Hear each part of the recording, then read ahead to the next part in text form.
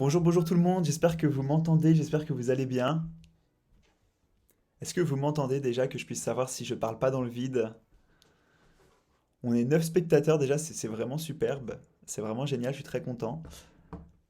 Je vais partir du principe que vous m'entendez, normalement ça devrait aller. Salut Kaito, j'espère que tu vas bien. Ça me fait plaisir de vous voir, super. Je suis super content, aujourd'hui c'est une super journée, on commence par Good Luck Have Fun et puis après on a le Six Invitational d'Ubisoft. On finira la journée par le MSI de Riot Games, donc ça va être une très très belle journée d'e-sport. Et en plus de ça, on va commencer la journée avec son petit café devant Good Luck Have Fun, on va discuter ensemble, ça va être super. En tout cas, bah, j'espère que vous allez bien, j'espère que vous de votre côté, tout se passe pour le mieux, que vous êtes content, que vous avez pu un peu essayer la nouvelle édition de Mass Effect qui est sortie hier soir, qui apparemment est vraiment nickel, nickel chrome. Aujourd'hui, donc au Decathlon, on va discuter de pas mal de choses. On va notamment discuter de la vie associative et on va essayer ensemble de voir un petit peu le pourquoi du comment et on va comprendre un petit peu bah, comment mettre à profit son association et sa vie associative, mais aussi bah, comment pleinement profiter finalement de ces moments-là qui sont super importants quand on est étudiant ou même après, hein. Même lorsque l'on décide de rentrer dans la vie professionnelle, je pense que l'association, ça reste encore la clé de voûte du parcours et du projet pro. Donc on va discuter de tout ça aujourd'hui, j'espère que vous êtes installés confortablement, pas de précipitation, on a un petit peu de temps ce matin, prenez votre petit café, prenez le temps de vous poser devant le stream. Moi, en tout cas, je suis très bien, donc il n'y a aucun souci. Je voudrais un petit peu aussi vous parler de du coup comment l'émission va évoluer dans les mois qui viennent, parce que du coup ça fait déjà 3 mois, 3 semaines, pas encore 3 mois. Ça fait 3 semaines que l'émission se déroule super bien, vous êtes de plus en plus nombreux, et moi ça me fait super plaisir. On atteint des chiffres que je pensais vraiment jamais pouvoir atteindre sur Twitch, hein. On a quasiment atteint 20 spectateurs la semaine dernière. Ça peut paraître peu, mais pour moi c'est vraiment génial. Et du coup, bah, en fait, je vais faire évoluer l'émission, notamment dans le courant du mois de juin. On en discutera évidemment puisque vous êtes là, vous pouvez me faire des retours, hein. N'hésitez pas à rejoindre le Discord eSport Business. Vraiment, si vous voulez discuter, faire des retours sur l'émission, c'est l'endroit où vous pourrez me contacter le plus facilement. Vous pouvez aussi me rejoindre sur LinkedIn. Mais évidemment, je vais essayer un petit peu de faire évoluer l'émission avec vous. Déjà, il faut savoir que normalement, à partir du coup du mois de juillet, étant donné que je commence mon stage et que j'ai d'autres projets à côté, la première partie de l'émission que je fais actuellement, qui dure environ 15-20 minutes, sera petit à petit réduite. Ce sera une sorte d'introduction. Pour le moment, évidemment, c'est pas le cas, mais enfin voilà. Donc, on verra ça ensemble.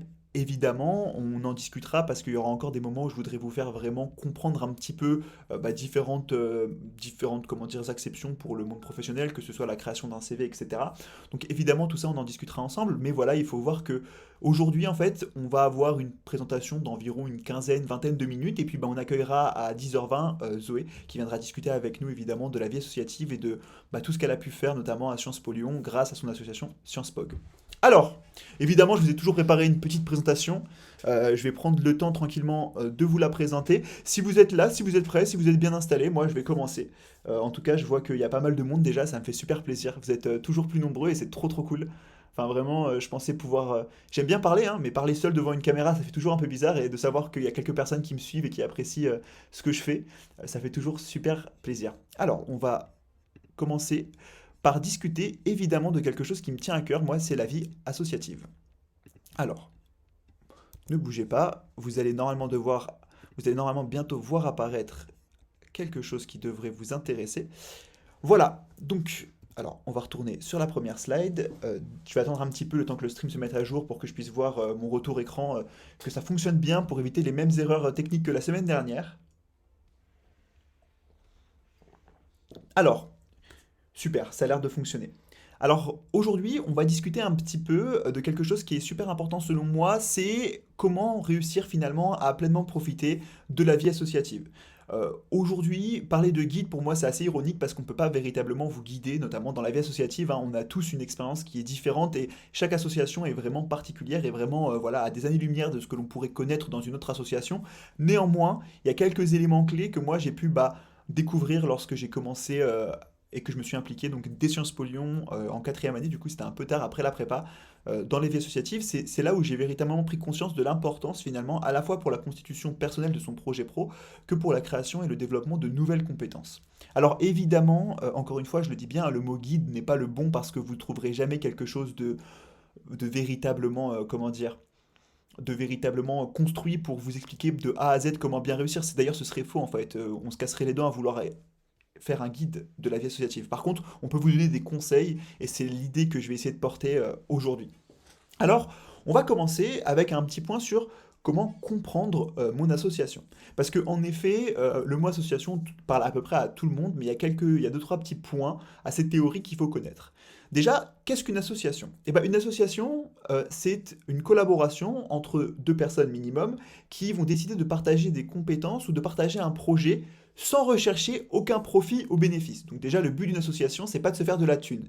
C'est très important, parce que ça veut dire qu'une association, lorsqu'on va organiser par exemple un projet, on va pas chercher à, comment dire, faire un bénéfice. On va faire un surplus parfois d'environ 5% pour assurer ses arrières, hein, finalement, c'est-à-dire si jamais il y a un souci, j'aurai l'argent nécessaire pour le régler. Néanmoins, on ne recherche aucun profit et aucun bénéfice. Ce que l'on va faire, c'est véritablement avec l'idée d'une utilité. Alors l'utilité n'est pas toujours publique, mais au moins d'une utilité voilà, générale. Ça dépendra du cadre de l'association. Déjà, il faut savoir que 95% des associations sont régies par la loi du 1er juillet 1901. Hein, c'est pour ça qu'on dit association type 1901. Je crois qu'il y a deux départements, l'Alsace et la Moselle, qui sont régis par la loi allemande de 1908. Je m'étais renseigné en début d'année, mais là, très honnêtement, je vous invite à aller sur le site que j'indique en dessous, les J-France, si vous voulez avoir plus d'informations. Je suis loin d'être un spécialiste à ce sujet-là. Il faut savoir qu'une association, elle est quasi systématiquement déclarée en préfecture. Quand elle ne l'est pas, déjà, questionnez-vous un petit peu parce que quand elle ne l'est pas, elle n'a pas le statut de personne morale, donc on ne peut pas parler au nom de l'association, on ne peut pas organiser de projet, donc il y a d'autres peut-être prérogatives qui peuvent servir justement à la mise en place d'une association qui n'est pas déclarée, mais moi je ne parlerai pas de ce type d'association-là. Donc déjà, dites-vous que l'association elle est déclarée en préfecture. Qu'est-ce que ça veut dire? Ça veut dire qu'elle va jouir du statut de personne morale. En gros, comme je viens de l'expliquer, une association qui a le statut de personne morale pourra organiser des projets en son nom, pourra signer des contrats. Par exemple, je ne sais pas, vous êtes en train d'organiser un projet, vous avez un super sponsor, eh ben, dites-vous que si jamais ce sponsor veut vous passer par exemple 300 ou 400 euros de subvention pour vous aider, eh ben, si vous avez le statut de personne morale, vous pourrez le faire. Donc d'un point de vue juridique, c'est très très important que votre association soit déclarée. Ensuite, si elle est déclarée, elle possède un bureau. Le bureau, il est souvent composé du président, du secrétaire général et du trésorier. Il n'y a pas d'organisation hiérarchique véritable dans une association. Il faut savoir que le bureau va être là pour encadrer finalement les projets de l'association, mais en aucun cas il aura, normalement, hein, ça dépend après des assos, en aucun cas il aura un droit de parole supérieur aux autres membres. Enfin, en tout cas pour moi, l'organisation d'une association est toujours horizontale. Et enfin, elle peut être d'utilité publique, ça veut dire que l'État reconnaît que l'utilité de l'association sert à toute la société. C'est pas le cas de toutes les associations, c'est rarement le cas des associations étudiantes, parce que en l'occurrence ça touche une petite communauté étudiante, interne à un campus, mais voilà, votre association peut être d'utilité publique et ça peut avoir certains intérêts, certains avantages, comme notamment la défiscalisation, la possibilité quand quelqu'un fait un don, de justement défiscaliser le don. Ça, c'est plein de petits points. Je vous invite, si vous avez d'autres questions par rapport à ça, à aller sur le site legifrance.gouv.fr, c'est super complet. À ce niveau-là, vous pourrez trouver justement l'ensemble de la loi du 1er juillet avec les différentes modifications apportées au texte et ça pourra vous aider. Mais alors dites-vous bien quand même que toujours, une association ne recherche aucun profit. Son objectif, ça va véritablement être de proposer des projets qui vont servir à une communauté. Cette communauté, elle peut être voilà, publique, ça peut être général, ou ça peut être une communauté définie, prédéfinie quand on est dans le cadre d'une association étudiante. Moi, dans mon cas, j'ai eu la chance, et ça, je vous invite vraiment à le faire quand vous êtes étudiant, d'intégrer deux associations. La première, c'était Look de Mune, c'était le Sciences Po Lyon, c'était le Mune, pardon, de Sciences Po Lyon. Donc, on organisait des mini-conférences en fait sur le thème des Nations Unies à direction des étudiants français principalement. C'était vraiment passionnant. J'ai d'abord été la première année responsable logistique de la conférence, et puis par la seconde année, j'ai été secrétaire général de la conférence. En gros, j'ai géré un petit peu l'ensemble de la conférence. Et cette année, ça va être très compliqué, certes, avec le Covid, mais je suis quand même président du coup du BDE des programmes spécialisés au sein de la MS Society. Et d'ailleurs, c'est là où j'ai véritablement réussi à prendre conscience de l'importance de la gestion d'une association, parce que c'est là où j'ai déjà rencontré des personnes qui m'ont vraiment guidé, qui m'ont vraiment beaucoup aidé. Mais au-delà de ça, en fait, c'est aussi dans le cadre de ma vie étudiante à l'ESCP que je me suis rendu compte qu'une association pouvait avoir vraiment beaucoup de pouvoir pour gérer et pour encadrer la vie étudiante. Donc, la vie associative est fondamentale, que vous soyez étudiant ou pas, dites-le vous déjà. C'est super, super important de participer et de s'investir. Mais alors justement, pour la question de l'investissement, on va passer un petit peu sur la seconde slide. Dites-vous que le bénévole est toujours au cœur de l'association. Alors ça veut dire, déjà ça veut tout et rien dire, hein, on est encore sur un peu du bullshit type Sciences Po, mais non, l'idée véritable derrière cette phrase, c'est que lorsque vous vous portez bénévole pour une association, vous allez avoir un rôle super important, un rôle fondamental. C'est-à-dire que, ben, notamment, vous allez être le pilier de cette association. Si vous voulez avancer, si l'association veut se développer, eh ben, elle aura besoin de vous. Donc lorsque vous allez vouloir vous investir quelque part dans un projet, il faudra toujours se poser la question de savoir si vous pourrez justement répondre aux besoins et aux demandes de l'association. C'est super important parce que quand vous devenez bénévole, vous êtes finalement l'association et sans vous, elle n'avance pas. C'est pas parce qu'il va y avoir un bureau ultra investi que derrière l'association pourra avancer si les bénévoles ne sont pas à 200% derrière le projet. Ça veut aussi dire parfois qu'il faut être 100% transparent. Vous êtes au cœur de l'association, mais vous êtes aussi un membre de l'association à part entière. Il n'y a pas de gestion verticale, il n'y a pas de pouvoir coercitif qui va vous obliger à faire quelque chose. On n'est pas dans l'entreprise. Vous êtes 100% maître de ce que vous voulez faire. Et donc soyez transparent. Vous n'avez pas le temps, dites-le. Vous avez envie de travailler sur un autre projet, n'hésitez pas à l'annoncer, à le dire. Enfin voilà, c'est super important, c'est un petit point, mais dites-vous, quand vous vous engagez, vous êtes au cœur de l'association. Ça veut aussi dire, et là je fais un petit peu un point pro, quand vous allez arriver par exemple devant un jury ou lors d'un entretien et qu'on va vous dire ah mais vous n'avez pas été président, vous étiez que membre, bah vous pouvez tout simplement répondre qu'il n'y a pas de membre à proprement parler. Le bénévole par exemple qui va s'occuper de la communication ou des events aura autant voire plus d'importance que le président ou que le trésorier ou que le secrétaire. En fait l'idée c'est de voir ça en fait sur une ligne qui est commune. Il n'y a pas de position hiérarchique, il n'y a pas de verticalité, c'est vraiment horizontal. Donc, que vous soyez bénévole, président, secrétaire, trésorier, dites-vous toujours que votre expérience sera ultra importante pour votre CV et pour vous après. Donc ça, c'était un petit point. Ensuite, comment se lancer et comment s'engager? Je vois que le temps passe super vite, je me dis que je n'arriverai jamais à faire des introductions de 15-20 minutes, c'est impossible pour moi. Mais dites-vous que, voilà, comment est-ce que vous allez vouloir vous lancer et vous engager dans une association?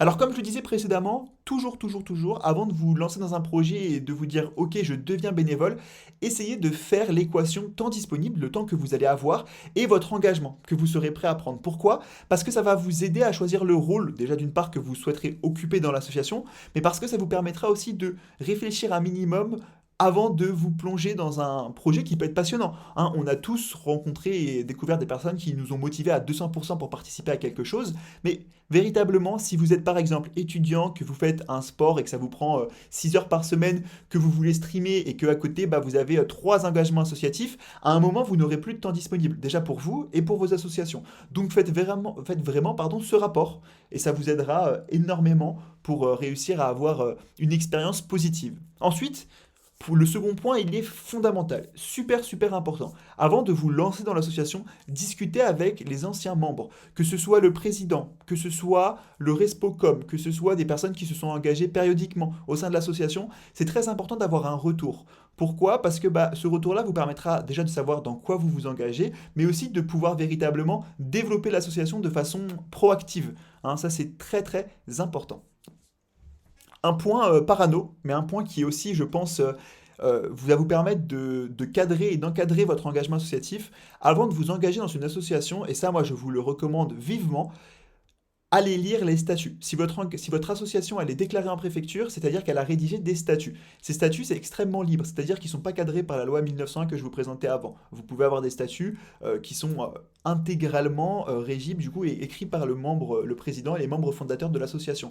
Donc dites-vous que les statuts sont suffisamment libres pour qu'il puisse y avoir des incohérences ou des choses particulières et étranges. Allez les comparer sur Internet et prenez le temps, et ça c'est super important, de checker le bilan financier. N'acceptez pas le rôle de président ou de trésorier si vous êtes à un bilan moins 4000 sur une année où il n'y a eu quasiment aucun projet. C'est super important. Alors, ça dépend des associations. Par exemple, les BDE vont souvent avoir une balance négative, mais vont récupérer plus tard grâce à de nouveaux projets, etc. Mais normalement, à la fin de l'année, lorsque l'on passe l'association et lorsque l'on fait un bilan financier, le bilan doit être au minimum neutre. Toujours. Normalement, on essaie toujours d'avoir une petite marge de sécurité. Néanmoins, le bilan est neutre. Sinon, je vous recommande vivement de ne pas accepter un rôle au sein de l'association, surtout si celui-ci vous engage d'un point de vue juridique et d'un point de vue responsabilité.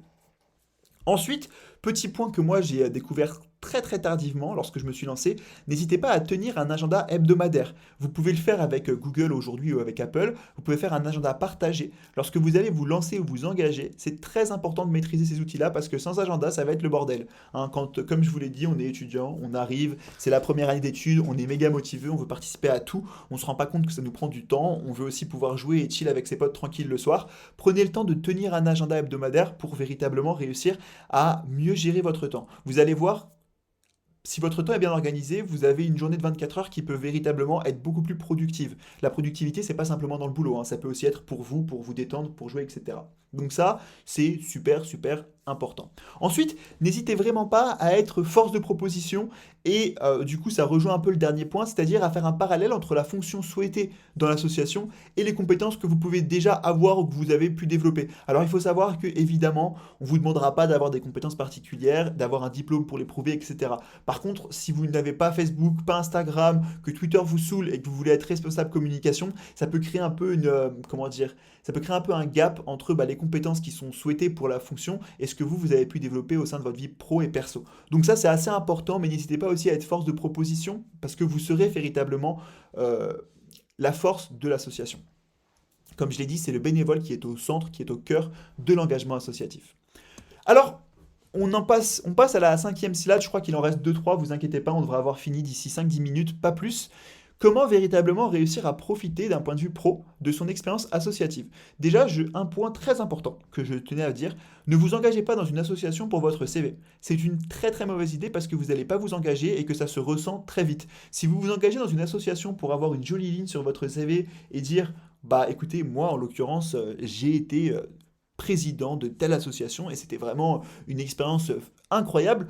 Ok, c'est cool, c'est vrai que ça peut servir lors d'un entretien et si vous êtes un bon blablateur, ça peut marcher. Mais véritablement, vous ne profiterez pas de votre expérience. Donc déjà, engagez-vous si vous en avez envie parce que vous allez vraiment développer beaucoup de compétences, vous allez créer du réseau, vous allez rencontrer des personnes formidables. Donc faites-le lorsque vous êtes prêt à vous investir à 200%. Alors 4 points. Le premier point pour vraiment développer son expérience associative.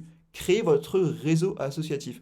Vous allez rencontrer plein de monde, c'est la force de l'association. Vous allez rencontrer les anciens membres, des étudiants, des prestataires, des membres administratifs si vous êtes au sein d'une association dans l'école. Mais vous allez aussi rencontrer des partenaires, des entreprises, des respos comme plein de monde en fait. Vous allez rencontrer un réseau énorme et c'est le moment à saisir pour véritablement réussir à vous créer un réseau dans lequel vous pourrez naviguer.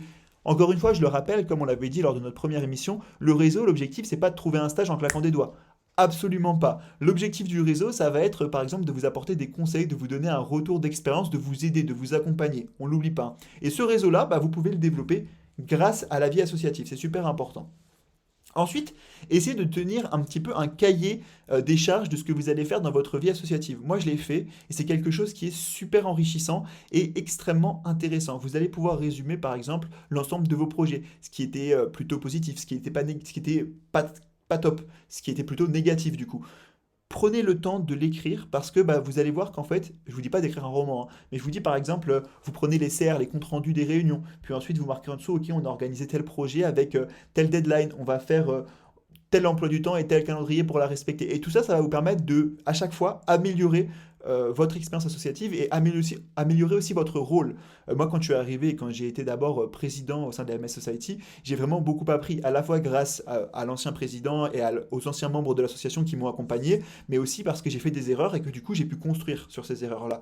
N'oubliez pas, hein, c'est vraiment fondamental de tenir et de prendre en compte que l'erreur vous permet de progresser. Ensuite, ça c'est le petit point un petit peu, pas réseautage parce que j'en ai parlé avant, mais c'est le point un petit peu genre communication autour de ce que vous avez pu faire. Utilisez LinkedIn ou et votre site web pour communiquer sur vos expériences. Vous avez organisé un projet, ça a réuni plus de 100 personnes avec un budget qui atteignait par exemple les 15 000 euros. C'est quelque chose d'extrêmement important. N'hésitez pas à le dire, n'hésitez pas à le déplier, à le montrer sur LinkedIn parce que déjà les recruteurs sont toujours très intéressés. Ça montre que vous êtes engagé, que vous avez des compétences qui ont pu être développées. Mais, et surtout, en fait, c'est pour vous un moyen de tenir une sorte de journal de bord, mais cette fois-ci visible. Hein. Vous ne mettrez pas tout, vous n'allez pas être aussi, comment dire, aussi, vous n'allez pas aller autant dans le détail, pardon, que si vous êtes en train d'écrire un livre. Par contre, vous pouvez mettre en avant certains événements, et ça, c'est top du top. Ensuite, La bière, pourquoi? Eh ben parce que déjà, son expérience associative, c'est un bon moment. N'hésitez pas à en profiter, à partager un bon moment entre potes. Alors, avec le Covid, c'est compliqué, mais comme je l'ai dit, le mois de mai est le plus beau mois qui existe depuis quelques années maintenant. Au-delà du SI et du MSI, on a aussi du coup la réouverture des bars qui arrive bientôt. Donc, on croise les doigts et on se dit que bientôt on pourra profiter à 200% de son expérience associative. Mais voilà, vraiment, ces quatre points-là sont vraiment très importants, fondamentaux. Créer du réseau et discuter, communiquer avec des gens, ne pas hésiter à voilà, s'intéresser aux personnes qui nous entourent et qui vont permettre à l'association d'avancer. Tenir une sorte de yearbook ou tenir une sorte de cahier des charges pour véritablement savoir comment vous avez progressé. Communiquer autour de vos expériences associatives et ensuite profiter évidemment de cette même expérience. Ensuite, comment véritablement, et c'est le dernier point après promis, on va appeler Zoé, comment véritablement réussir à vivre l'aventure associative? Eh bien, déjà en tant que membre ou en tant que membre du bureau ou en tant que membre bénévole de l'association, vous pouvez, et je vous conseille fortement, de demander des réunions bimensuelles et de faire des comptes rendus à la suite de chacune de ces réunions. Pourquoi des réunions bimensuelles? Eh bien, parce que ça va vous permettre de véritablement réussir, en fait, à déployer, à développer, eh ben, une cohésion, un esprit de groupe, d'autant plus quand on est à distance. Cet esprit de groupe-là, il est fondamental pour réussir à créer du lien. Ensuite, les comptes rendus vont vous permettre d'avoir une sorte d'historique de tout ce qui a été fait. Parfois, c'est compliqué. Souvent, le secrétaire général, secrétaire général peut s'en occuper. Mais voilà, c'est quand même quelque chose d'assez positif. Ensuite, et ça, c'est vraiment le mot magique. N'hésitez pas à organiser des rétro-plannings. Alors parfois, vous aurez des respos quand vous êtes dans une association qui sont génialissimes. Moi, en l'occurrence, à chaque fois que j'ai eu une expérience associative, ça a été le cas. Et un bon rétro-planning peut vous économiser, je pense, 2-3 heures de boulot par jour. Vraiment, c'est incroyable. Un bon rétro-planning vous permet de répartir les tâches et de prévoir en amont. Et ça, croyez-moi, prévoir en amont, on essaie toujours, mais un projet, il faut savoir que c'est toujours dans l'imprévisible qu'il se construit. Alors essayez de prévoir un maximum pour casser le plus possible cet imprévisible. Alors, petit point parano encore une fois, hein, à chaque fois on a des petits points comme ça assez importants. Essayez de faire des sauvegardes de vos documents administratifs importants. Utilisez les drives, utilisez le cloud, hein. Vous avez Google, vous avez Apple, vous avez des solutions indépendantes comme Paycloud par exemple. Utilisez-les parce que c'est super super important de garder par exemple les statuts, hein. Perdre les statuts, c'est dramatique. Et puis ensuite, et ça c'est un point qui selon moi est aussi ultra ultra important, profitez de l'instant présent, hein. Allez boire une bière, comme je l'ai dit, dès que ce sera disponible, et prenez du plaisir. Encore une fois, la vie associative, il n'y a pas de guide possible. Vous allez découvrir et vous allez apprendre en avançant. Et vous allez voir, on va en discuter un peu avec Zoé juste après. Zoé vous expliquera que je suis quasiment sûr qu'elle aussi, elle a appris en construisant son association. Donc dites-vous que pour vous, c'est à peu près la même chose. Lorsque vous allez intégrer l'aventure associative, vous allez rencontrer des inconnus, vous allez avoir des personnes qui vont vous reprocher certains comportements, d'autres qui vont vous pousser, qui vont vous aider, qui vont vous expliquer. Et bien tout ça c'est normal, ça va vous construire. Moi tout ce que je peux vous dire, et la seule phrase qui pourrait résumer ce guide, c'est lancez-vous. Allez-y, prenez le temps, comme je l'ai dit, de toujours vérifier deux points. Le budget et le bilan financier, savoir s'il est positif pour que vous évitez, neutre ou positif pour éviter un souci. Prenez aussi le temps de regarder les statuts, hein, que vous puissiez vous assurer que les statuts sont assez corrects et correspondent à peu près à la norme des associations. Et ensuite, lancez-vous. Il n'y a jamais mieux qu'une association tant que vous êtes transparent. Ça ira super bien. Vous avez le droit d'avoir 15 minutes disponibles par jour. Si ces 15 minutes-là, vous pouvez les mettre à profit, bah faites-le. Ça peut être vraiment très intéressant à la fois pour vous, mais aussi tout simplement pour tout le monde et pour l'association en soi. Du coup, il est 10h23, j'ai quasiment réussi à tenir le planning que j'avais prévu. C'était un petit point assez rapide parce que du coup, on va parler avec Zoé et qu'il faut savoir que le Six Invitational commence à 11h. Alors, on va éviter d'empiéter trop sur le Six Invitational d'Ubisoft, hein, puisque pour les gros fans de Rainbow Six comme moi, c'est un événement à ne pas manquer, surtout quand il y a la team BDS qui joue. Mais encore une fois, je vous le dis, engagez-vous si vous pouvez parce que ça permettra de concrétiser votre projet professionnel, ça vous permettra de développer des compétences et ça vaut vraiment tout l'or du monde. Donc merci beaucoup pour votre attention, c'était vraiment assez rapide, hein. On va, euh, on va maintenant passer sur une petite pause d'environ 5 minutes. Si vous avez des questions d'ailleurs, n'hésitez pas, je sais que je parle vite, ça peut paraître un peu effrayant parfois, mais prenez le temps voilà, de poser des questions si vous avez des doutes, si vous avez des expériences associatives aussi. Encore une fois, hein, je suis là pour discuter avec vous et je fais des petits points comme ça, des petites explications, mais ça n'a de valeur que si derrière vous pouvez l'appliquer à votre propre expérience et c'est vraiment mon objectif. Donc, n'oubliez pas, Le principal dans l'engagement associatif, c'est d'être transparent, de savoir qu'on est au cœur d'une association et qu'on va être vraiment, on va la construire de A à Z et que donc finalement, lorsque l'on s'engage, on se doit justement de respecter son rôle et d'être le plus transparent. Moi, la transparence, pour moi, c'est fondamental.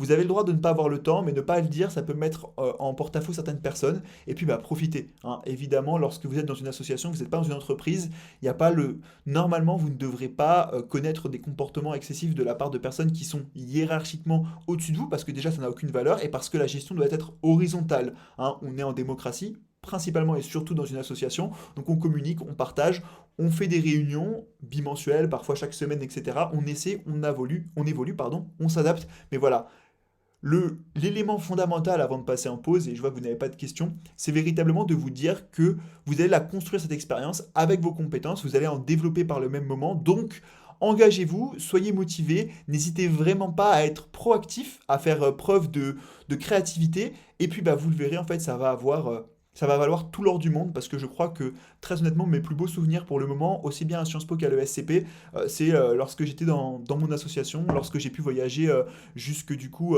eh ben, en Pologne pour aller assister du coup à une conférence des étudiants où j'ai passé une semaine à être un délégué dans le comité, le faux comité de l'UNEP. C'était vraiment génialissime. Et c'est aussi bah, là par exemple tous les projets qu'on a avec la MS Society. Malgré le Covid, on a fait plein de choses. On a une campagne de pull qui a été génialissime avec un budget de plus de 10 000 euros. Ça m'a apporté des compétences monumentales, vraiment. Donc croyez-moi, ça vaut tout l'or du monde. Si vous n'avez pas d'engagement associatif ou si vous avez eu peur, faites-le. Allez vous renseigner, il y a plein d'associations, notamment dans le monde du jeu vidéo et de l'e-sport, il y a plein de petites structures associatives qui sont prêtes à vous faire confiance et à vous ajouter à l'équipe pour vous apporter une véritable plus-value. Donc voilà, vous valez de l'or et l'association vous apportera encore plus, donc faites-le. Bon, sur ce, je fais une petite pause, je vais boire encore un peu mon café et puis je vais me reposer, et puis j'appelle Zoé et on se retrouve d'ici grand max 5 minutes. N'hésitez pas du coup à aller prendre un second café si c'est pas déjà fait. Et puis, on se retrouve voilà, dans 5 minutes pour discuter avec Zoé de tout. A tout de suite. Ah, alors attends, je reviens, je vois que Guimov me pose une question, donc je rebondis directement, pardon, je suis pas... Je crois qu'il y a un petit décalage entre le moment de la question et le moment du live. Alors, tu parlais principalement des associations dans une école donnée, mais est-ce que tu penses que c'est une bonne idée d'interagir avec les autres associations du même groupe de ton école? Je sais pas si c'est très clair, donc je peux reformuler si besoin. Alors, si, c'est à peu près clair. J'entends pas trop ce que tu veux dire par groupe. Est-ce que tu parles de, par exemple, de plusieurs mêmes écoles qui seraient installées dans plusieurs campus, enfin, avec plusieurs campus sur la France? Ou est-ce que tu parles, par exemple, de groupes dans le sens des associations qui ont le même champ d'action? Parce que, très honnêtement, pour moi, le concept même de l'interaction entre associations, il est fondamental, il est super important. Vous allez toujours avoir des associations avec des compétences et des champs d'action qui sont différents. Par exemple, au sein de la MS Society, pour moi, quand on organise un événement, on essaie toujours d'aller puiser dans la force associative des autres personnes qui nous entourent. On a plein d'associations à l'ESCP qui sont génialissimes, et ce qu'on veut faire justement, bah, c'est les utiliser, nous permettre de créer du lien, et ça permet aussi de créer une sorte de fédération des associations. Même école dans la France. Alors ouais, pour le coup, quand tu as des antennes, c'est vraiment, je pense, un point super fort. L'objectif d'une association, c'est de s'étendre aussi, hein, c'est véritablement de réussir à fédérer la vie étudiante pour certaines, c'est aussi réussir à exporter des compétences de façon bénévole et de façon proactive. Donc si vous pouvez réussir notamment à développer cela dans le cadre justement bah, de vos associations et sur tous les campus, c'est top.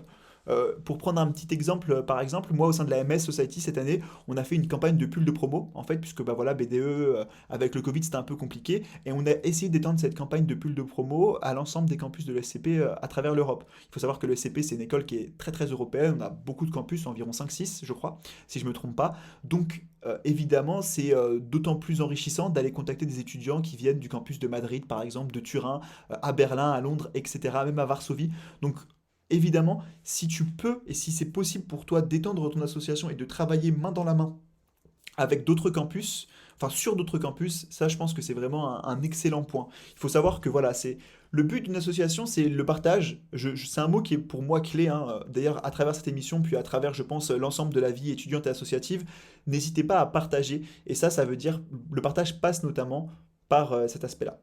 Voilà, voilà. J'espère que j'ai été clair, Guimauve, pardon. J'espère que ma réponse était à peu près compréhensible. J'ai parlé plutôt vite. Je pense que je pense avoir répondu tout de même à ta question de façon assez, assez complète. Du coup, bah écoutez, de toute façon, je répondrai sur le chat si jamais vous avez d'autres questions, puis on pourra répondre avec Zoé parce qu'elle sera plus compétente que moi. Je fais une petite pause et on se retrouve d'ici 5 petites minutes pour discuter du coup avec Zoé. À tout de suite.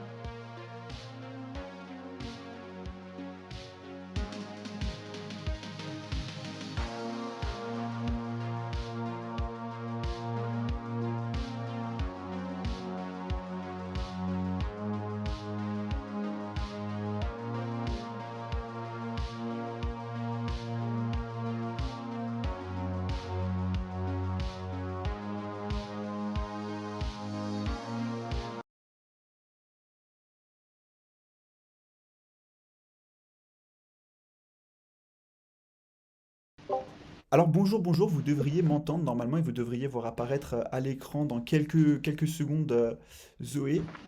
Hop, je vais couper ma caméra.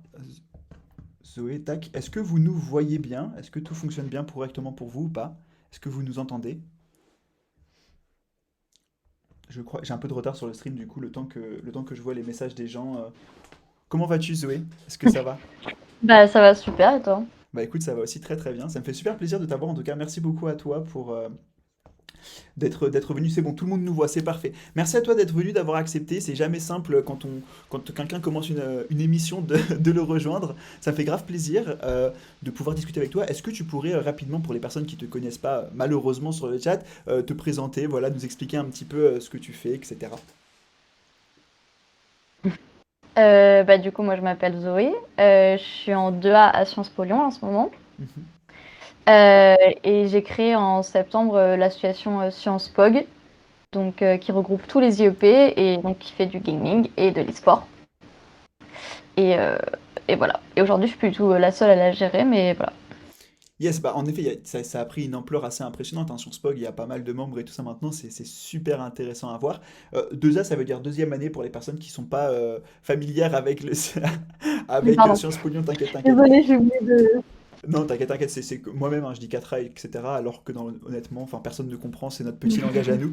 Euh, mais alors du coup, petite question, petit parallèle pour essayer de voir un peu, pour revenir sur mon premier épisode. Quel était ton projet quand tu étais au lycée et pourquoi est-ce que tu as choisi notamment de faire Sciences Po Lyon? Pourquoi est-ce que tu t'es dit je vais faire un Sciences Po? Voilà, quelles étaient tes idées, tes projets derrière tout ça finalement? Ah, je pense que tu vas être déçu par ma réponse parce que honnêtement, j'avais pas de projet en fait. En fait, après le lycée, j'ai fait un bac L. Après le Ouais, lycée, j'ai fait une prépa Hippocane, du coup littéraire. ouais, ok. Et au départ, je voulais faire psycho en fait. Et, je suis pas du tout partie sur ça. Et du coup, en fait, j'ai fait Sciences Po parce que, enfin, comme beaucoup de personnes, notamment, c'est pas mal généraliste. Et Ouais. du coup, ça m'a tenté parce que je me suis dit que ça m'ouvrait pas mal de portes. Mhm. Donc voilà. Ouais, bah c'est clair que c'est le Donc point voilà. positif des Sciences Po. Si quelqu'un voulait d'ailleurs, enfin petit, je rebondis sur sa question, si quelqu'un voulait intégrer Sciences Po, tu lui recommanderais, tu le recommanderais quoi? Voilà, un ou deux points très rapides de toi. Comment est-ce que tu as fait pour réussir à créer un projet pour intégrer Sciences Po Lyon? Bah moi, je suis rentrée en première année, du coup, c'était sur concours. Mhm, Euh, bah, bien révisé. Parce que je l'ai fait en fait, je l'ai passé 2 fois. J'ai loupé la première fois. mhm. Et en fait, Persévérer déjà. j'ai loupé. Et j'ai même loupé Sciences Po Paris la première année, en fait. Donc ça m'a coûté pas mal de thunes, les 3 concours. Mais, non, non, mais franchement, enfin, faut bien réviser parce que moi, la première année, je me suis dit, bah, tranquille, surtout la culture. Enfin, il y a une épreuve de culture G, en gros, où c'est des sujets assez. Enfin, ouais, culture G, c'est assez général. Je me suis dit, tranquille, j'ai de la culture G, j'ai pas besoin de réviser. Ouais. Mais pas du tout, j'ai 3. Du coup, voilà. Du coup, non, faut vraiment réviser et prendre le truc au sérieux, quoi, parce que c'est compliqué et en vrai, il y a des attentes assez hautes. Mhm. Voilà. Ok, ouais, c'est toujours, toujours le cas. D'ailleurs, j'en profite pour dire sur le chat si vous avez des questions à nous poser à Zoé ou même à moi hein, par rapport à plein de choses, n'hésitez vraiment pas à interagir, c'est l'objectif. Je vais juste vérifier que tout se passe bien parce que, hop, bah oui, je crois que tout se passe très bien, hein, c'est parfait, c'est génial. Alors, du coup, je voulais un petit peu savoir, justement, bah, ça fait un petit moment, j'imagine que tu joues. Tu jouais à quoi quand tu étais au lycée, quand tu as voulu intégrer Sciences Po Lyon et quand tu as créé Sciences Po, quels étaient tes jeux favoris? Qu'est-ce qui t'a fait rentrer dans le monde du gaming finalement, dans l'univers si particulier? Ce qui m'a fait rentrer dans le monde du gaming, Yes. c'était avant le lycée, c'était même en CM2. Bon alors, avant, il y avait Adibou, tout ça en CE2, mais en CM2, j'ai joué à Bose, de ouf. Mhm. Je connais pas C'était du tout. vraiment mon jeu favori. Tu vois, Abo, en gros, c'est un jeu multi. C'est un peu comme Roblox aujourd'hui, quoi. Mais D'accord, ok, je vois à un peu l'époque, mieux du coup. c'est clairement pas hyper intéressant au niveau gaming. Donc voilà, après au collège, je jouais à pas mal de jeux solo. J'ai joué à The Witcher, que des trucs comme ça, Osu, des trucs comme ça. Je jouais pas trop à des jeux e-sport. Mhm. Et au lycée, j'ai un peu stop les jeux vidéo parce que bah, j'avais pas mal de taf. Comme je préparais Sciences Po Paris, du coup, et les IEP, ça me faisait beaucoup. Ouais, je vois, je vois. Et en fait, j'ai grave repris en prépa pareil, du coup, bah, j'avais beaucoup trop de taf. Ouais, c'est Mais clair du coup, j'ai que. grave repris la Sciences Po. Et en fait, c'était aussi une raison de faire Sciences Po parce que je me suis dit que bah, c'est quand même comment, une école qui octroie pas mal de temps libre. Mhm. Donc pour les assos et pour soi, pour pouvoir faire pas mal de trucs qui nous intéressent personnellement, quoi. Du coup, bah, je me suis dit que ce serait une occasion de reprendre le gaming, quoi. Ouais. Et du coup, bah, j'ai commencé à jouer. J'ai joué à TFT pas mal et à Valorant. Et voilà. C'est C'est- un peu ces jeux qui m'ont donné envie de créer l'assaut, quoi.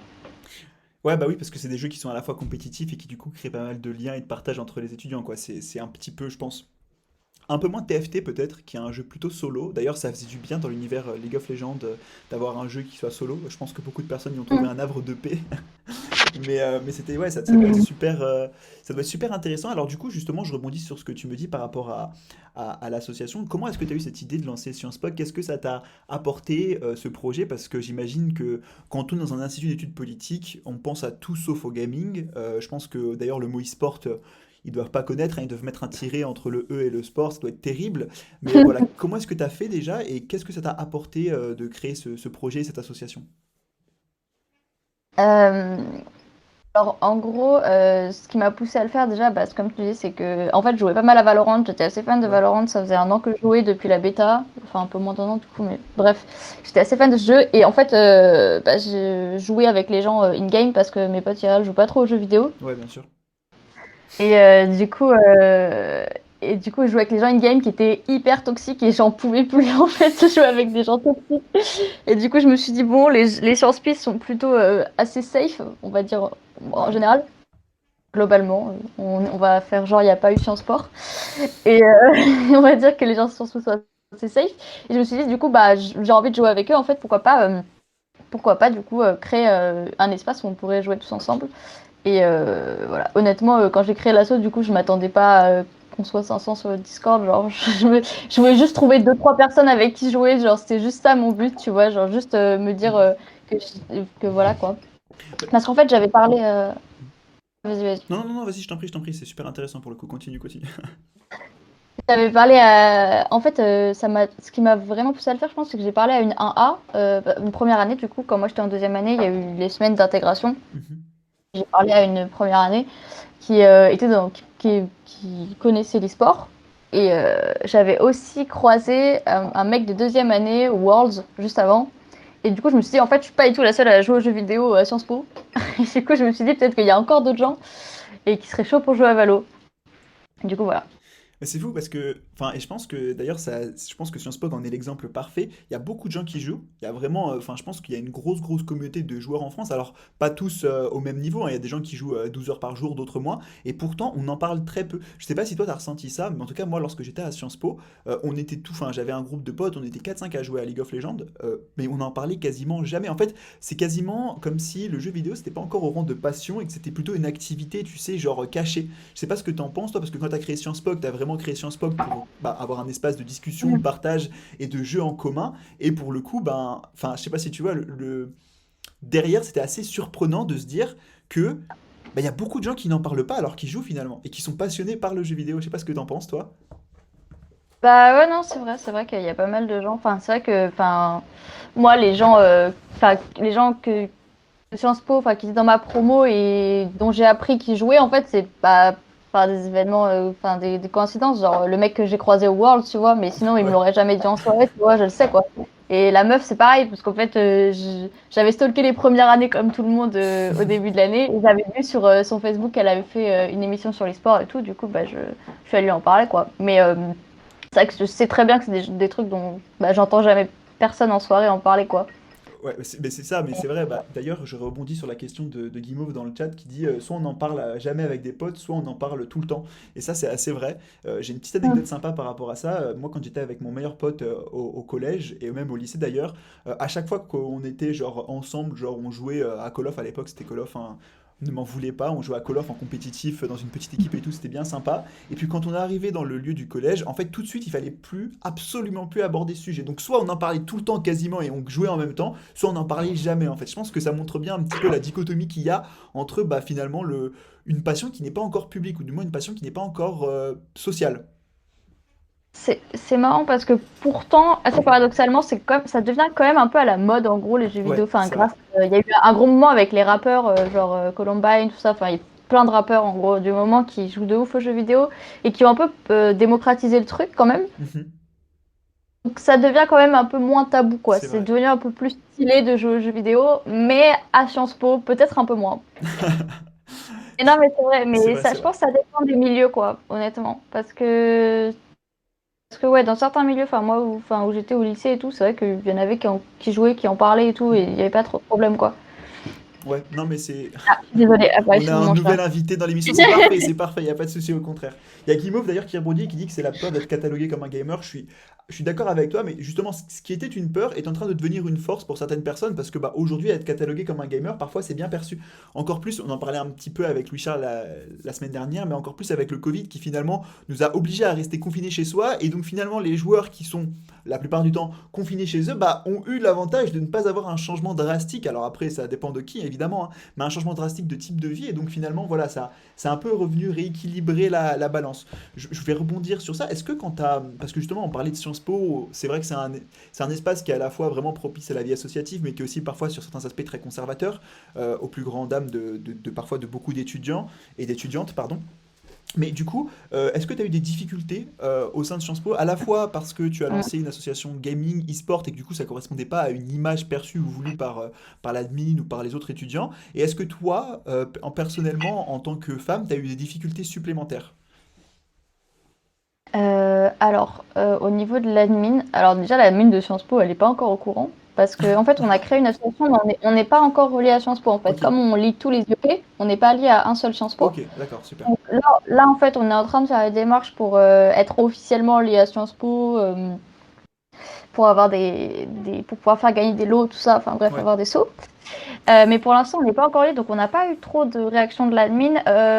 Mais ça n'a pas l'air si mal perçu parce que, enfin, c'est un truc tout bête, mais j'avais fait un post sur LinkedIn. Je ne sais pas prononcer, je vais encore dire LinkedIn et je vais me faire taper, mais bref, j'avais fait un post sur ça.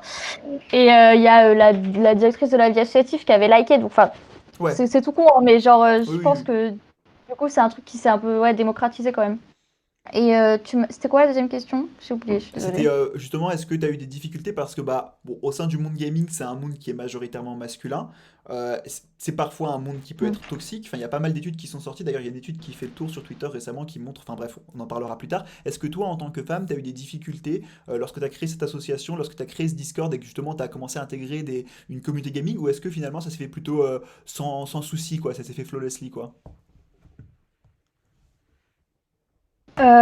Bah, en fait, sur le Discord, du coup, j'ai pas eu de problème en soi parce que, enfin, comme j'avais créé le serveur en soi, si les gens me faisaient chier, je les bannais quoi. Enfin, genre, Ouais, non, mais j'allais pas me laisser ouais, faire. Enfin, c'est normal quoi. bien sûr, bah oui, oui, complètement.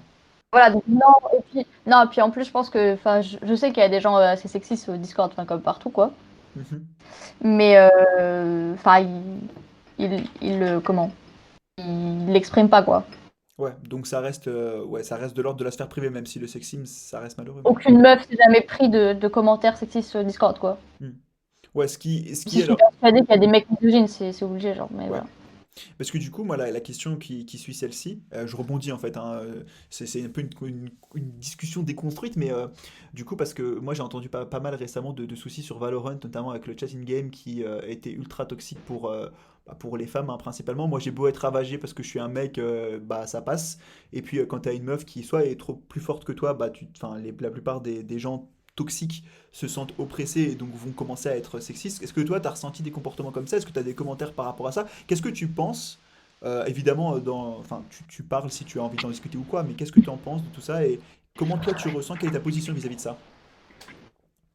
Ça m'est arrivé tellement de fois que je Ouais. pourrais même pas te donner tous les exemples. Mais bah en fait, au début du jeu, moi je kiffais de ouf parler dans le vocal, donc j'activais toujours mon vocal, etc. Et je parlais. J'ai pas une voix hyper aiguë, donc parfois les gens pensent que je suis un gamin de 12 ans, donc c'est assez drôle aussi. Ils me demandent est-ce que t'es un gamin de 12 ans, une meuf, c'est très drôle. D'ailleurs, je réponds gamin de 12 ans parce que j'ai pas envie qu'on me fasse chier.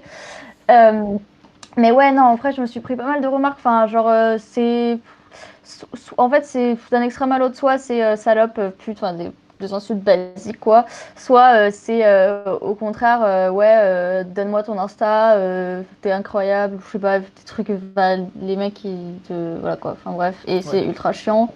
Moi, ça me saoule de ouf. C'est aussi une des raisons pour laquelle j'ai créé Sciences Po. Enfin, quand je parlais du chat toxique, c'est en partie ça, quoi. Mais Hmm.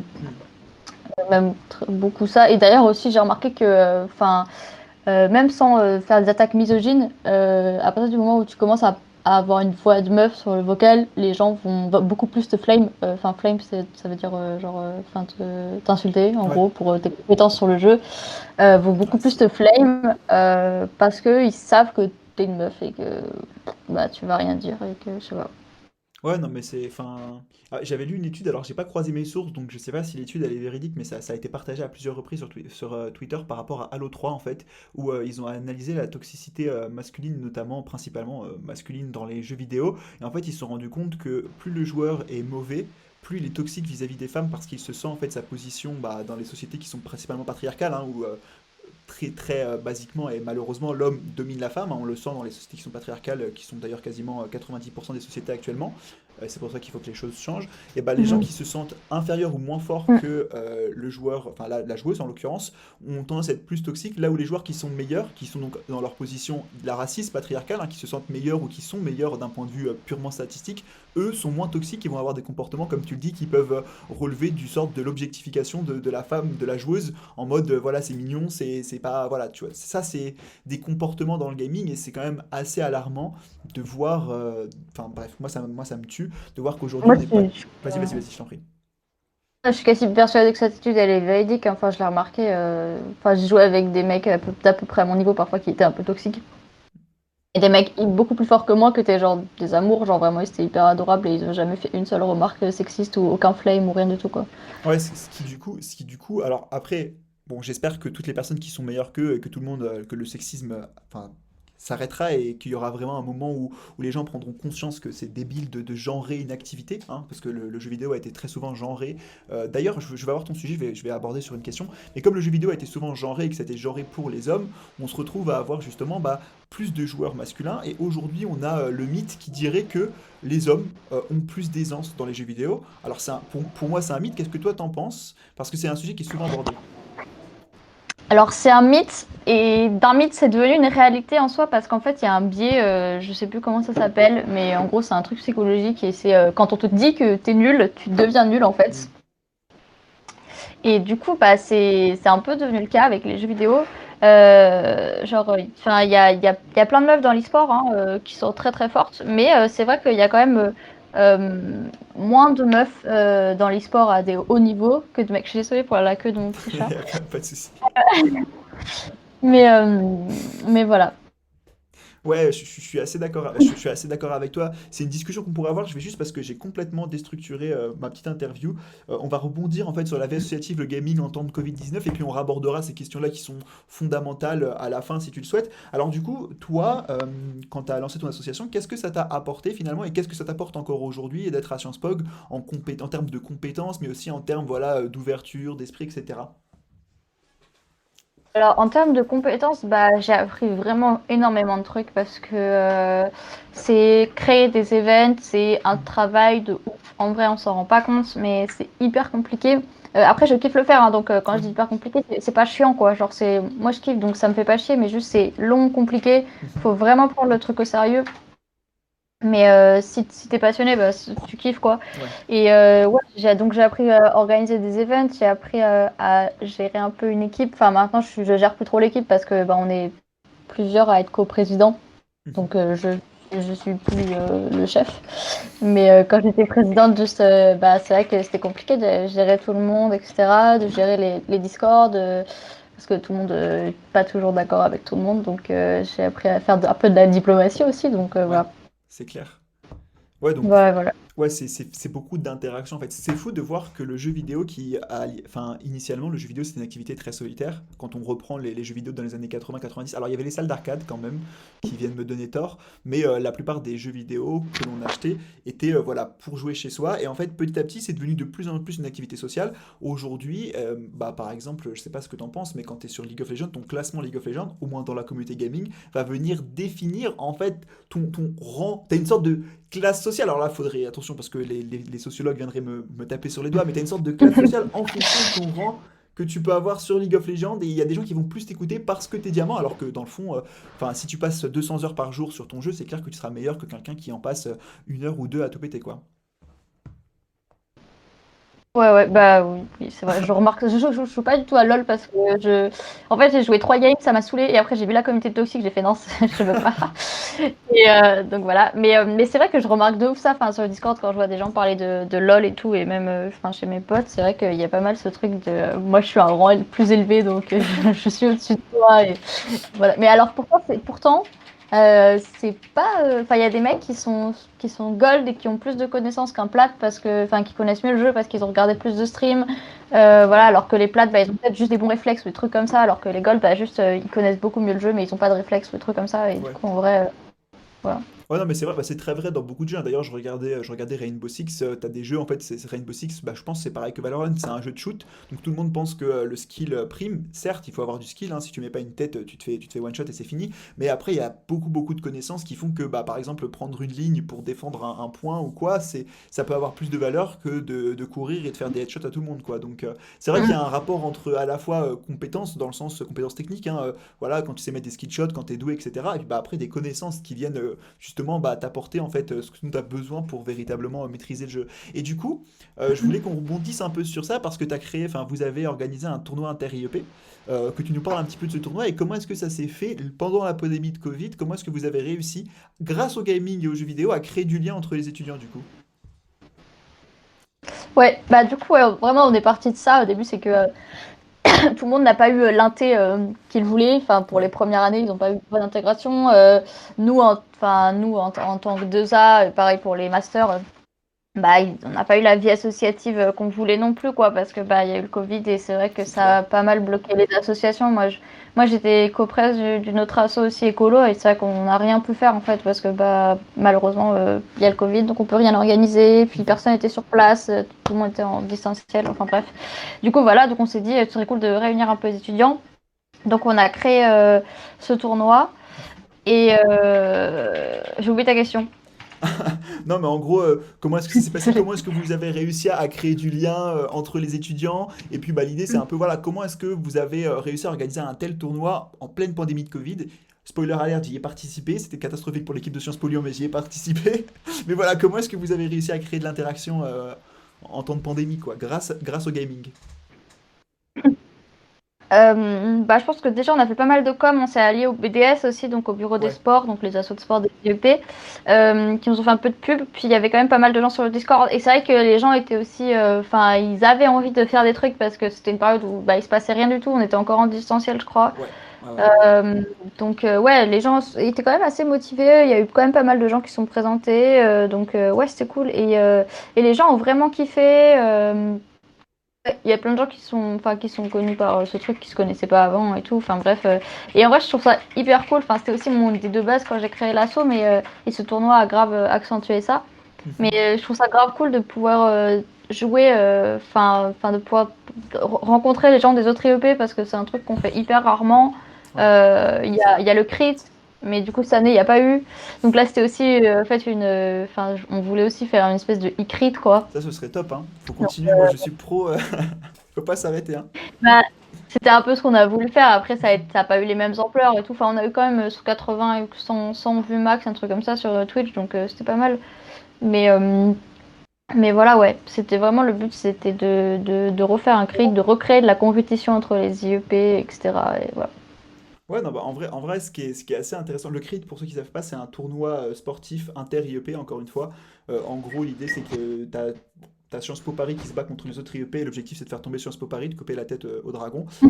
On a aussi essayé sur League of Legends, malheureusement, c'était pas mon équipe qui a réussi à faire ça, mais j'en dirai pas plus. Mais ouais, du coup, ce qui est assez intéressant, en fait, avec ce tournoi, etc., c'est que du coup, il y a une sorte de fondation qui vient, en fait, soutenir le jeu vidéo et le gaming maintenant de plus en plus. Enfin, je sais pas ce que t'en penses, mais on commence de plus en plus à créer des événements et à finalement réussir à organiser l'activité vidéoludique.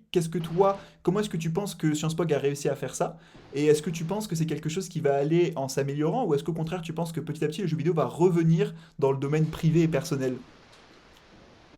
Je pense vraiment pas. Je pense que les gens qui jouent aux jeux vidéo ont de plus en plus besoin de partager ça. Ouais, Euh, Premièrement parce que ouais c'est un truc vachement solo de base, puis deuxièmement parce que ça devient hyper, enfin il y a de plus en plus de gens qui jouent, du coup ça donne envie de savoir quel est le ressenti des autres sur tel ou tel jeu. Même si c'est des jeux solo quoi, les gens ont envie de partager, de dire ok toi t'as joué à ça, t'as fait comment, t'as eu quelle fin, enfin ouais, c'est des vrai. trucs de merde. Mais c'est vrai que les gens ont de plus en plus envie de partager ça.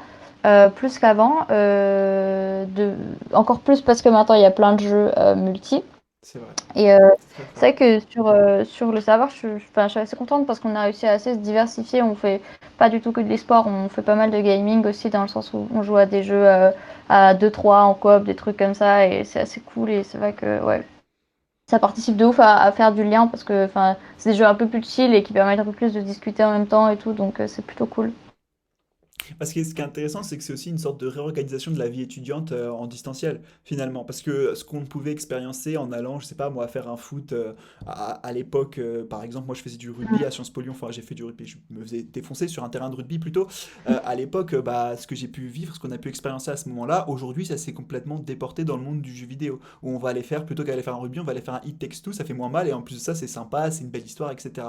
Donc, bah, pour le coup, je suis assez d'accord avec toi, et je pense que plus ça va aller, plus on va se retrouver à avoir des instances qui vont venir gouverner le jeu vidéo. Par contre, je pense que l'e-sport c'est très bien, mais c'est qu'une partie en fait, parce que il y a les jeux compétitifs, Valorant, CSGO, Rainbow Six, etc., qui ont une vraie scène e-sport qui va se développer et qui d'ailleurs est passionnante, hein. Vraiment, là, je vous dis, dans quelques minutes, il y a le Six Invitational qui reprend sur les chaînes Ubisoft. Allez voir, c'est incroyable de voir l'ambiance et l'atmosphère, c'est passionnant. Mais alors, du coup, est-ce que tu penses que du coup le jeu vidéo, ça, c'est une passion qui réunit ou qui sépare les gens? Parce que d'un côté, on a l'e-sport, on a les jeux compétitifs qui ont tendance à créer du clash, et d'un autre, on a, comme tu le dis, des jeux qui vont venir à créer de la coopération, etc. Bah, c'est une très bonne question. C'est vrai que c'est assez mitigé du coup. Euh, c'est vrai que j'ai l'impression qu'il y a un peu une communauté de gens qui font uniquement de l'e-sport parce qu'ils veulent vraiment juste faire de la compétition et gagner et qui s'en foutent un peu des jeux coop et des jeux solo, etc. Mais d'un autre côté, il y a aussi des gens enfin moi ce que je vois sur le Discord, en tout cas après je sais pas au niveau de la communauté générale française de Oui, l'e-sport et du bien gaming. sûr, bien sûr, Mais t'inquiète. en tout cas, de ce que je vois sur le Discord, il y a aussi des gens qui jouent de ouf à LoL, à des trucs compétitifs, etc. Mais qui kiffent aussi les jeux solo, qui kiffent aussi jouer juste à Among Us, jouer à des trucs chill, voilà quoi. Et je pense que la communauté gaming, elle rassemble quand même plus qu'elle divise, parce que même les gens qui jouent à des jeux compétitifs, ils se rassemblent de ouf parce qu'il y a des événements qui sont faits pour ça. C'est Bah, du vrai. coup, les tournois, mais aussi enfin les streams, enfin tous les streams en fait, genre tout, enfin il y a quand même 10 000 personnes qui regardent LoL tous les jours et qui sont sur le même stream et qui parlent entre eux, et au final bah ça les rassemble de ouf quoi, alors qu'au départ c'est des gens qui sont censés un peu s'opposer, se clasher quoi. Ouais, bah, de toute façon, là, tu prêches un convaincu, hein. Pour le coup, ça fait quoi, 5 ans, 6 ans maintenant que je suis l'e-sport en France et à travers le monde. Surtout, au début, j'ai commencé sur League of Legends et CSGO. Je jouais pas à CSGO, j'étais trop mauvais, mais par contre, League of Legends, j'y jouais un peu et j'avais un niveau correct. Et puis, comment dire, et puis là, je regarde Rainbow Six et tout, et c'est vrai que c'est passionnant de voir des communautés qui se réunissent. Moi, je me souviens beaucoup, en 2018, j'avais été voir avec mon frère la finale G2 contre Misfit à Paris, où on était dans un stade, il devait y avoir quoi, je sais pas, je dirais des bêtises, mais 20 000 personnes, je pense, à peu près. C'était la folie, quoi. Et puis on avait beau être pour G2 ou pour Misfit, enfin, on n'était pas comme dans un stade de foot où on va aller séparer en fait les ultras, où on va éviter des clashs parce qu'il peut y en avoir dans les stades de foot. Après, je pense qu'il y a un rapport entre le foot et le gaming, mais en l'occurrence, nous G2 Misfit, moi j'étais à côté d'un fan de G2, on se tapait des barres, lui il faisait du banter parce qu'on s'est pris un 3-0 bien sévère. Moi j'étais pas particulièrement pour Misfit, mais je défendais Hansama qui était le joueur français du moment. Et en l'occurrence, j'ai eu quand même l'impression qu'il y avait moins de toxicité parce que dans le fond, là où dans le foot, il va y avoir un ancrage local pour l'équipe et que du coup il va y avoir des oppositions, dans le gaming, il n'y a pas tellement d'ancrage. Donc on soutient une équipe, certes, mais j'ai l'impression que notre soutien, il est moins, comment dire, il est moins viscéral. Je sais pas ce que tu en penses, mais Ouais, je suis hyper d'accord. J'ai l'impression qu'il y a énormément de toxicité. Autant il y a énormément de toxicité dans le jeu lui-même, mais ouais. dans les fans et dans les compétitions, j'ai l'impression qu'il y a vraiment pas de toxicité entre les. Enfin après, je sais pas, hein, peut-être que je suis pas assez familier de près, Ouais, mais bien en tout cas, sûr. moi j'ai l'impression qu'il y a beaucoup moins de toxicité dans les événements e-sportifs, etc. Enfin genre, moi j'étais allée au final des Worlds là en décembre dernier, je crois, l'année dernière, Ouais. ou il y a 2 ans, je sais plus. Ah, incroyable, Et t'avais réussi à enfin, avoir une place, c'est fou. bah, c'est mon copain qui les avait eu parce que moi en plus je connaissais rien à LoL à l'époque, donc je suis un peu démarquée dans ce truc là où genre pas, j'avais jamais joué à LoL, enfin je connais un peu tu vois, mais genre j'ai jamais trop joué, j'ai fait 2 3 games et la toxicité m'a saoulée, mais j'étais hyper étonnée de voir qu'il y avait une ambiance de ouf et genre il y a pas eu de gens qui se sont tapés dans les gradins ou des trucs comme ça quoi. Non mais vraiment, enfin j'étais hyper étonnée et c'était vraiment ouf, genre j'ai vraiment kiffé alors que pourtant je connaissais pas grand chose à LoL, mais comme il y avait une ambiance de ouf, genre j'ai kiffé, genre c'était vraiment cool. Ouais, non, je pense que c'est. Bah, d'ailleurs, Guimauve a un commentaire super pertinent. Il y avait quasiment 310K personnes pour la finale de la LFL. Non, c'était pour la finale de la LFL ou pour les EU Masters? Je crois que c'était pour les EU Masters plutôt. Parce que 310K pour la finale de la LFL, ça me paraît monstrueux. Mais enfin, les EU Masters qui sont la compétition européenne de Ligue 2, si vous voulez. Et c'est vrai que ça rassemble un paquet de monde et on a vu vraiment toute la communauté. Bah, alors là, c'était Twitter derrière la Carmine Corp, hein, qui est une équipe qui a vraiment réussi à rassembler. Et c'est quand même assez impressionnant. Moi en tout cas, je trouve ça vraiment passionnant. C'est vrai. On voit que le gaming de plus en plus tend à être une activité sociale, ce qui n'était pas le cas avant. Et c'est rassurant parce que ça veut dire aussi que ça s'ancre et que ça devient de quelque chose qui est normal. Là où il y a une époque, jouer aux jeux vidéo, c'était considéré comme anormal et on avait des commentaires comme s'il joue trop, il va s'abrutir, s'il joue trop, il va devenir fou, il a joué à GTA 5, oulala, il va aller commettre un carnage, alors qu'on se rend bien compte qu'il n'y a pas de création de lien logique. T'inquiète, Guimauve, moi aussi je me suis fait avoir. Sur la LFL, il y avait quasiment eu 200 000 personnes pour la finale, si je me souviens bien, ce qui est aussi un record assez phénoménal. Donc, Voilà. ce qui est fou, c'est quand même, on se dit qu'il y a quoi, 3 ans, en LFL, il y avait 15 000, 20 000 viewers, et pour la finale, on atteignait les 50 000 viewers. Et pour bah, du coup, la finale que tu as été voir en présentiel, quand c'était le cas, je crois que c'était en 2019, si je dis pas de bêtises quand c'était G2 contre une équipe Ouais, chinoise et que G2 s'est fait 3-0. Je crois que c'était FPX d'ailleurs ça. qui avait 3-0 G2, c'est ça?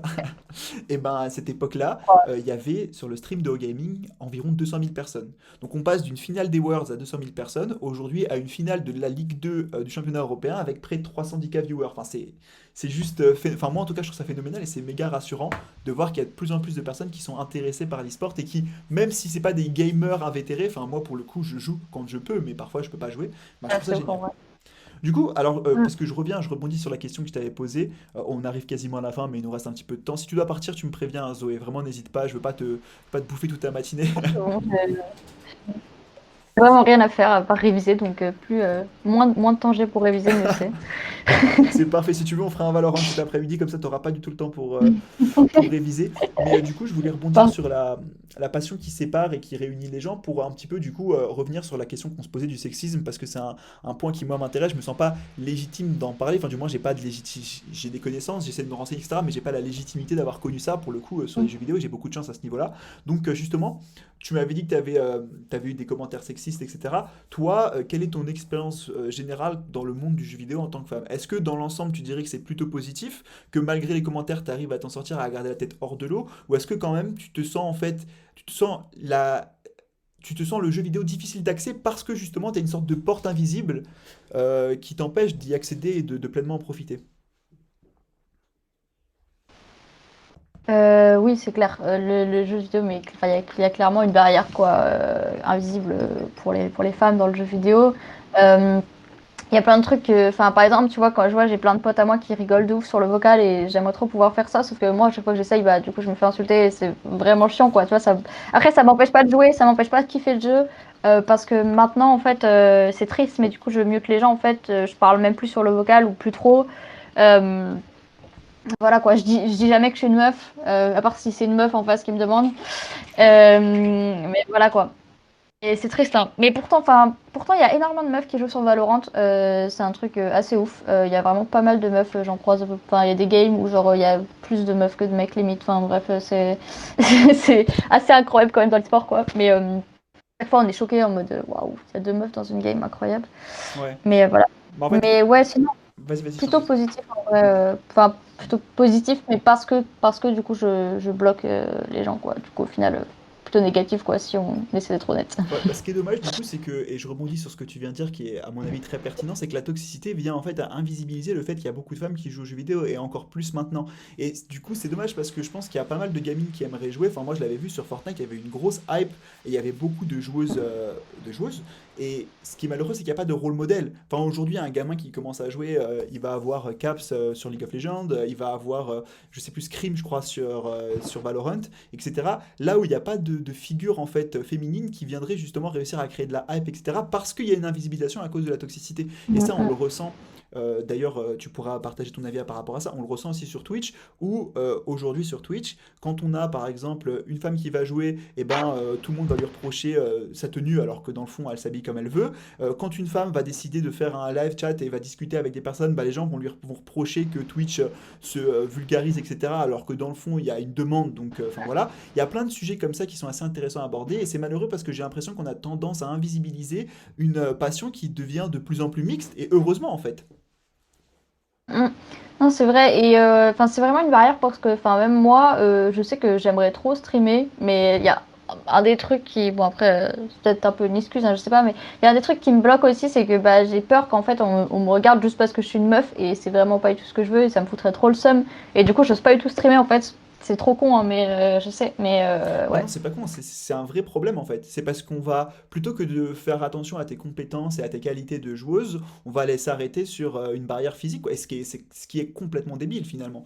Et ce qui est, enfin, ça on revient à des questions que enfin, j'ai pas suffisamment de connaissances pour les aborder, mais c'est une question encore une fois d'objectivisation du corps de la femme, où finalement on va aller reprocher un comportement à une femme parce que en fait, ce comportement-là a tendance à se rapprocher d'une liberté qui serait acquise par cette même population-là. Je fais attention aux mots que j'emploie parce que je peux être maladroit et que je veux pas créer de conflit ou quoi et que je veux Non, défendre non, mes mais idées, mais je suis assez d'accord avec toi. Et je pense qu'au contraire, c'est pas que... Enfin, c'est beaucoup plus simple pour moi en tant que maître de lancer mon stream en mode... Enfin, je m'en fous, tu vois, si je vous plais ou pas, tu vois, genre parce que j'ai moins de Mhm. pression Ouais, mais c'est vrai. derrière. Quand je me regarde dans le miroir de la société, bah le miroir de la société, c'est soit un mec, t'es comme tu veux, que tu sois gros, beau, mince, tu t'en fous quoi. T'es un mec, tu es qui tu es, t'as ton personnalité. Pour une femme, c'est plus C'est pas compliqué. exactement vrai. Oui, Les hommes c'est sont vrai. pas non plus libres. Mais c'est vrai que c'est plus chill pour un mec, quoi. Bah, c'est vrai que Beaucoup. c'est vrai que c'est de moins en moins vrai. Là, je suis d'accord avec toi. D'ailleurs, attends, juste un petit mot. Merci beaucoup à toi, Guimauve. Merci de nous avoir rejoints. Merci d'avoir discuté, d'avoir participé. Puis bah, si jamais tu veux suivre la fin de l'émission, tu pourras la retrouver sur YouTube. Merci beaucoup. Passe une bonne journée. Oui, je suis d'accord avec toi. C'est vrai que je suis un peu excessif, mais enfin, je suis un peu c'est le principe de créer de l'excessivité pour faire, pour mettre en lumière en fait un comportement qui n'est pas bon. Après, c'est vrai qu'il y a des, moi en l'occurrence, je n'ai pas trop de soucis par rapport à ça parce que je suis confiant, etc. Mais c'est aussi une confiance qu'on bâtit parce que bah voilà, parce que la société nous aide à la construire. Et je pense que c'est important que ce soit le même cas pour les femmes dans le domaine du gaming. Et ça, c'est, bah ça se fait. Après, tu peux ne pas être d'accord avec moi ou quoi. Hein, n'hésite vraiment pas. Je Mhm. peux me tromper ou quoi. Mais ça se fait en ayant des rôles modèles, en ayant des personnes qui n'hésitent pas et aujourd'hui, j'en vois de plus en plus et c'est méga rassurant. Enfin, je vous invite à aller voir les streams de R6. Il y a pas mal de streameuses qui sont genre ultra compétentes et passionnantes, qui ont une super vision du jeu. Sur Valorant aussi, là récemment, je regardais Loupiot qui rage pas mal, donc ça me rassure parce que je suis aussi quelqu'un qui rage énormément. En plus, elle vient d'un UP, Loupette. Bah, j'ai vu ça, j'ai vu sur un spot, je me demandais justement si elle faisait partie de votre Discord ou pas, mais Ah ouais. Elle a participé au tournoi inter-UP. ah, let's go! Elle est vraiment chaud. Elle Du est coup, à Toulouse, je crois. Ou Lille, je sais plus. bah, tu vois, du coup, c'est bien qu'il y ait de plus en plus de rôle modèles et de personnes qui se tentent. Et il faut vraiment casser cette toxicité qui vient invisibiliser, je vais y arriver, le rôle de la femme dans le jeu vidéo, quoi. C'est vrai. Après, c'est vrai que les streameuses qui streament et qui sont connues sur Twitch, c'est des streameuses qui, enfin, en tout cas, qui se prennent pas trop de commentaires. C'est des streameuses qui sont très bonnes au jeu. Et Mhm. c'est vrai que quand t'as un niveau moyen, bah, en fait, moi, j'ose pas streamer tant que je suis pas IMO en fait, enfin, sur le niveau, enfin, un Ouais, niveau incroyable sur Valo. Parce que en fait,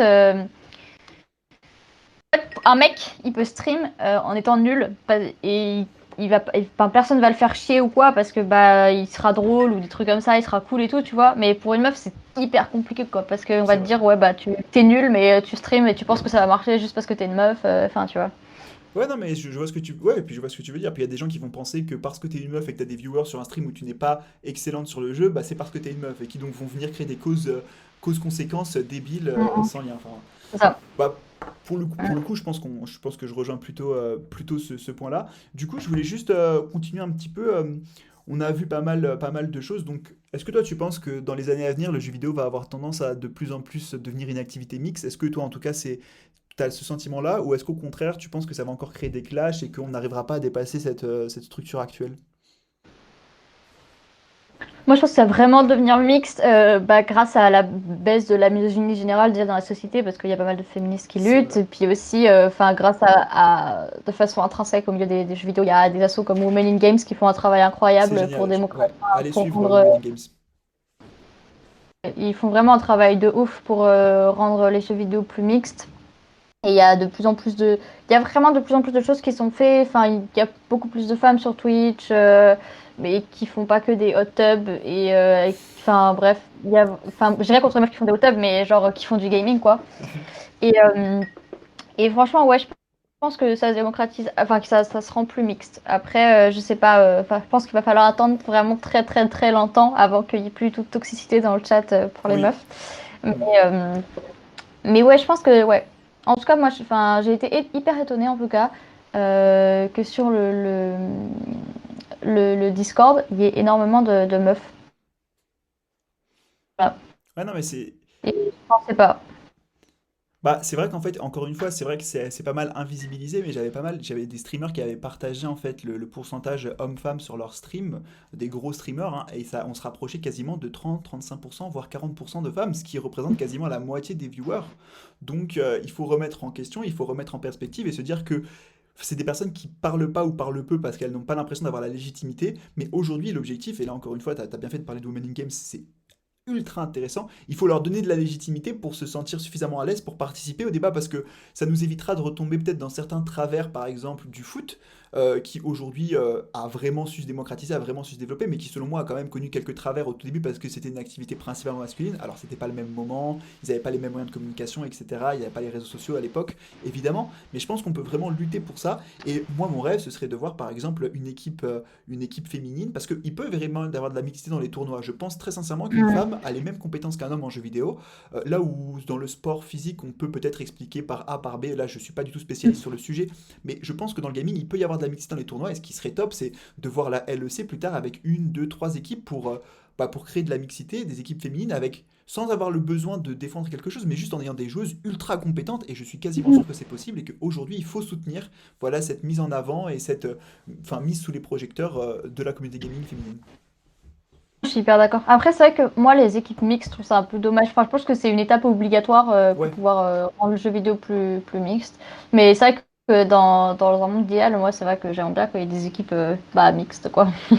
Parce que du coup, bah, ça veut dire que les meufs auront le même niveau que les mecs et voilà quoi. Et elles seront reconnues comme telles et elles pourront participer à des équipes. Parce que pour l'instant, enfin, je sais pas, hein, peut-être que je dis n'importe quoi, mais j'ai vu aucune team e-sport avec au moins une meuf, enfin un truc mixte quoi. Il y a que des équipes féminines, équipes masculines et c'est un peu Bah, dommage alors que, comme tu disais, c'est vrai que dans le sport, ça semblerait logique de séparer, mais dans l'e-sport quoi, ça peut être un peu bizarre quoi. c'est différent, c'est ça. Bon, après, pour le moment, il y a encore des compétences qui sont différentes. Et étant donné qu'il y a moins de joueuses, bah, il y a moins de talent. Et donc, évidemment, on peut moins facilement trouver une Mm. joueuse qui répond et qui est aussi compétente Oui, que c'est des vrai. joueurs masculins pour le moment.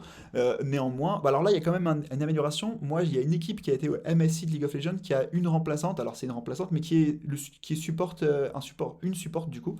Mais c'est une remplaçante. Donc, ça reste encore une équipe full homme, malheureusement. Mais oui, je suis d'accord avec toi. Enfin, pour le coup. Ok. Ce serait génial de pouvoir C'est avoir déjà une ça quand équipe. même. Ce serait. Ouais, bah c'est ça. Ce serait génial de pouvoir avoir une équipe mixte, que ce soit sur Rainbow Six, sur League of Legends, etc. Mais on y va, et pour le moment, je pense que la non-mixité dans les équipes et le fait de promouvoir des scènes féminines est essentiel et nécessaire pour créer de la légitimité. Et après, on atteindra une mixité. Je vois que ça crée pas Oui, beaucoup je suis de d'accord. discussions. Il y a Guimauve qui nous a laissé Guimauve y participer. On remercie encore une fois Guimauve, hein, qui a été incroyable aujourd'hui. Guillemot.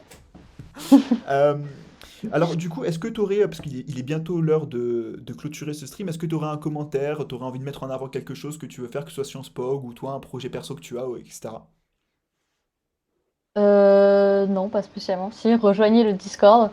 Mais non, en vrai, on est ouvert à tous. En plus maintenant, on n'est plus bloqué juste aux IEP, quoi. Donc c'est vraiment ouvert à tout le monde. Donc si vous voulez rejoindre, n'hésitez pas. On fait pas mal de trucs, on fait pas mal de tournois. Puis là, en plus, on organise des trucs un peu plus chill. Voilà. Bon bah en vrai c'est super, c'est grave cool. Bah écoute, bah merci beaucoup Zoé, en vrai c'était passionnant, j'ai pas vu le temps passer alors que pourtant ça fait quasiment 1 heure qu'on discute ensemble. C'était vraiment super intéressant. Ouais. Euh, je suis un peu désolé pour l'organisation qui est un peu chaotique encore de mon émission, mais j'espère que tu as quand même réussi à répondre à différents commentaires et que j'ai pas trop parlé ni trop vite. Et puis bah écoute, on va faire une petite pause, je vais t'abandonner, puis je reviendrai pour faire la conclusion sur mon stream. En tout cas, encore une fois, merci Zoé, merci beaucoup, passe une très bonne journée, puis bah à très très vite sur Valorant, pourquoi pas. Je suis aussi Silver, donc on pourra jouer ensemble, il n'y a pas de souci. À très vite, au Parfait. revoir. Vas-y. Au revoir. Alors, hop, on va revenir sur la fenêtre principale. On va pas faire de pause, je pense pas que ce soit besoin. Merci beaucoup Zoé, c'était vraiment passionnant, c'était super intéressant. J'étais un peu déstructuré parce que j'ai vraiment voulu rebondir sur des sujets qui sont super importants selon moi. Je voulais profiter de la présence de Zoé pour avoir voilà, la légitimité d'aborder ces topics avec vous. Puis en plus, elle est très compétente sur ces niveaux-là. C'était passionnant aussi de voir la création de Sciences Pog et de pouvoir discuter de tout ça. J'espère que ça vous a plu. J'espère que tout ça a pu vous intéresser, que c'était cool, pas trop compliqué. N'hésitez pas si vous avez des questions ou quoi à rejoindre, bah, comme elle l'a dit, soit Sciences Pog, soit le Discord de eSport Business, parce que c'est toujours passionnant de pouvoir en discuter. Évidemment, si vous avez vous-même des commentaires à faire, n'hésitez pas à les faire, hein. Enfin, on essaie de créer de la discussion, de créer du lien, de l'interaction. Tant que c'est fait dans la bienveillance, c'est toujours positif. En tout cas, c'est voilà, c'est la fin de ce troisième épisode de Good Luck Have Fun. J'espère que l'émission est construite avec vous. J'espère que ça vous plaît. J'espère que vous êtes aussi motivés que moi. Moi, je suis toujours super content le samedi matin de vous retrouver. On se retrouvera du coup la semaine prochaine avec un autre invité, une autre personne d'exception. Et je remercie encore une fois Zoé pour tout, pour le boulot qu'elle a fourni et pour sa présence aujourd'hui. C'était super, super intéressant. Sur ce, je vous souhaite une très très bonne journée, un bon samedi. N'hésitez pas à aller voir le Six Invitational ou le MSI et à passer un super week-end. Au revoir tout le monde, merci beaucoup.